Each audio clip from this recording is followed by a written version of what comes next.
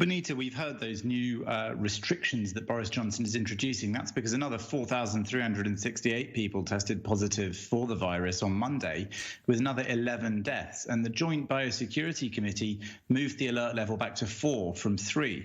And that means that there is what they call a transmission, there's a high or rising exponential transmission level. So that's something that's of concern. And the scientific advisors to the government yesterday warned that if that carried on at the current rate, which they say is doubling every 7 days, then it will spiral out of control by mid-October. So there are 7 main areas in which the rules are now changing. The first is that people should work from home where their employer judges they can carry out their normal activities. 2 is, as you said, changes to the hospitality sector, that 10 p.m. curfew on bars, pubs, restaurants, even on buying takeaways.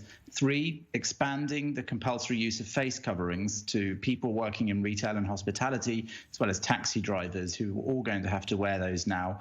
Then 4 would be the so-called rule of 6, which is now legally enforceable. That people shouldn't congregate in groups of more than 6. Across leisure and retail, that will even be enforceable. Even within restaurants and bars, it will now be legally enforceable that people shouldn't be in larger groups.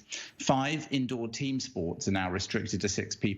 Weddings, as you said, may only be made up of 15 people, though funerals can still have 30.